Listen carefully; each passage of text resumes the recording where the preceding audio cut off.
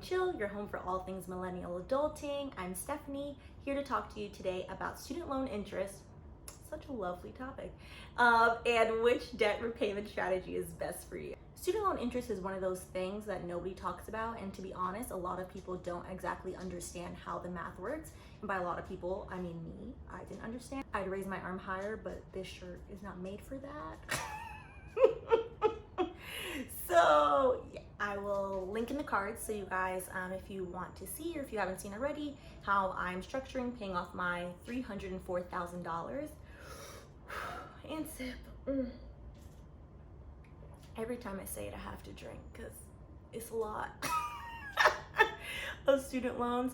I've currently paid off to date $36,000 in the past 7 months. You'll see there why I am using the debt snowball method. People have just asked in general, what is the difference between debt snowball and debt avalanche? So I wanted to do an in-depth video on both, and the only way to get to snowball versus avalanche is to understand the type of interest that you are accruing. So, precursor to this, A, I hate math. B, even though I hate math, I too read many an article and figured it out. So that means you, who is most likely 100 times better at math than me, can definitely figure this out. So don't be afraid. Don't feel like the number is too high and you just don't want to bother with it. The worst thing you can do with your student loans is to ignore them. Do not ignore your student loans. Okay, so there's two types of interest, either compound interest or simple interest. If you have federal loans, you have simple interest. So let's assume simple interest first. I did all the math myself, and then I realized that there's websites with calculators, so you can calculate it by yourself if you want, or you can just go to this website I'm gonna tell you, and they'll just do it for you. I think it's good to do both, kind of the mental math. The way you're gonna figure this out is you're gonna call FedLoan, Navient, Great Oaks, or Great Lakes, somebody great. You're gonna call them and you're gonna ask them, excuse me, how are you calculating my interest? Is it simple or is it compound? And the nice person on the phone will tell you. So I did the math with my largest student loan, which is student loan 19 on my tracker. That one is $61,947.85 with an interest rate of 7.21. Currently, because it is federal, the interest rate is at 0. That allegedly will expire at the end of December, and then in January, like Cinderella, it will go back to being 7.21. So we're gonna do that one because that's the big scary one. And yeah, that's more than most people owe, just my one loan from 1 year of law school.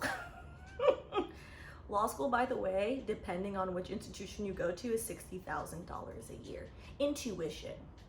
So that was for 3 all year. Yay. We're gonna do the simple interest and I'm gonna walk you through how to calculate it yourself. And again, in a couple minutes, I will let you know the website that you can just go on and the website will do it for you, and I'll link it down below.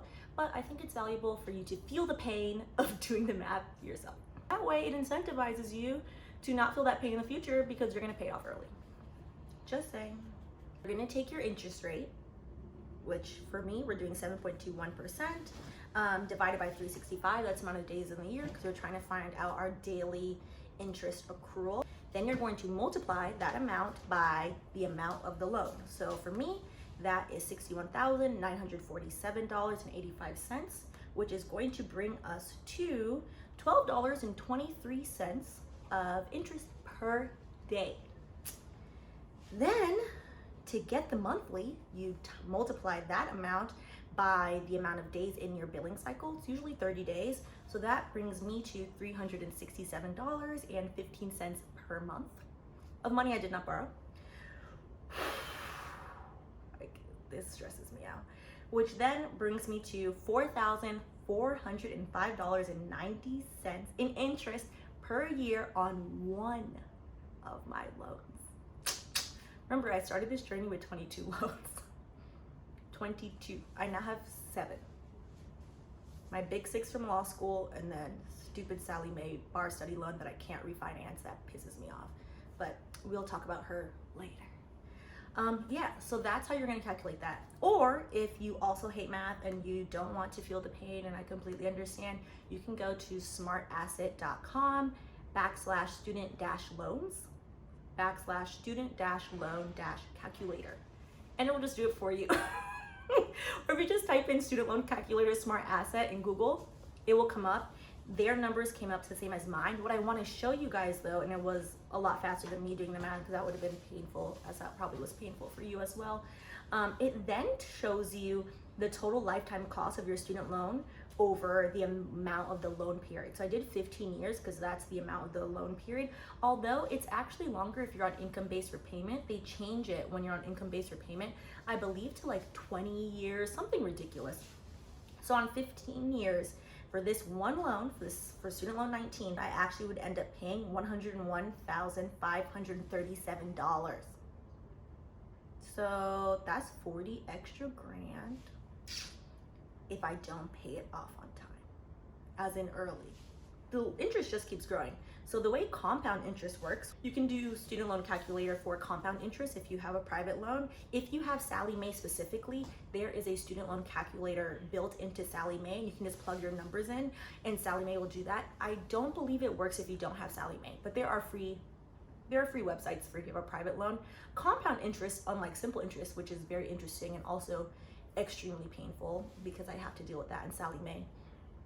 Simple interest just adds your interest every day, which is why your principal loan amount is important. Which, backtrack for like 2 seconds. Originally, when I had told you guys during my first video how I accrued $30,000 in interest while I was in school, when everyone's always telling you, hey, you should pay down your student loan while you're in school, pay off the interest, is because they tack that $30,000 onto your principal amount. And then when you graduate after deferment ends, you get a new principal balance. So my new principal balance was $275, even though I borrowed $250, which then caused my simple interest to be much higher.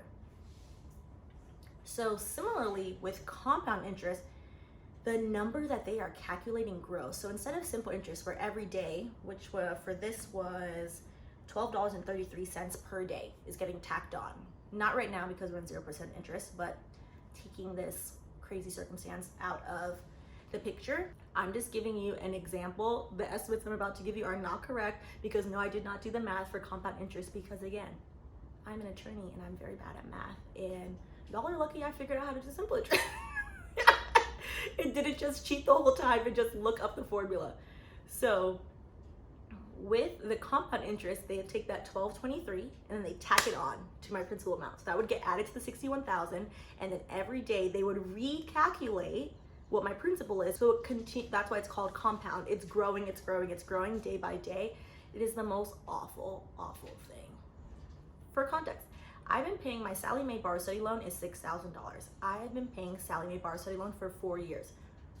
I'm not gonna lie, a couple months when after I graduated, when that loan came out of deferment, I didn't pay it because I didn't have any money. And as a side note, Sallie Mae kept calling me, and at one point I fussed out the customer service person, was like, please stop calling me, I don't have any money. And they were like, well, we have to have a date for when you're gonna pay. And I was like, I don't have a job yet. And then I got upset. So I told them that I was gonna block them. To their response, they said, ma'am, we're just gonna call you from another number. The audacity, which is why I can't stand Sallie Mae. And yes, I did block her. And yes, she did call me from multiple numbers. Anyways, so that student loan, $6,000. I had been paying it now, let's say 3.5 years, because there are a couple months I didn't pay her. Let's be honest. I have not touched the principal of that loan because it's on compound interest. 3.5 years, I've been paying, I believe, $78 for 3.5 years. Let's do the math on that. Let's say 3 years, because again, I'm not a math whiz, and I'm not gonna pretend to be one. $78 times 12 times 3, that's $2,808. Round up, $3,000. So around three, because I've paid a little more. I paid 3.5 years. Around $3,000 I've paid to Sallie Mae. I still owe Sallie Mae $6,000, and at one point it went up. It was $6,000 and $6,050 because of compound interest. Compound interest will screw you in your student loans, which is why you need to call Sallie Mae, Navient, Great Lakes, Great Oaks, whatever the heck it's called, Fed Loan, and ask them, do you have compound interest or do you have simple interest? Because if you have compound interest, you have to pay off your student loans. If you have simple interest, you have to pay off your student loans. But you really need to know which, because the interest rate will just run away with you. Now, one thing we didn't discuss because I don't have them, so I can't speak to it, and I don't like to speak to things I don't know. There are certain people that I've seen online and like seen their YouTube journeys that have variable interest rates, which to be honest should be illegal. It should be illegal to issue a student a variable interest rate at 18 years old that they don't realize 3% is growing to 10%. That's crazy. If you have a variable interest rate, and if you can, you should refinance your student loans towards a fixed interest rate that you can control, or at least a lower variable interest rate. Some of these student loan interest rates, like the highest one I have is 10%. That's nuts.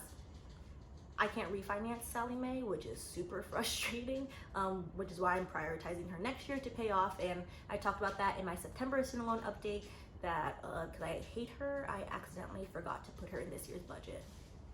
I know. Shame on me.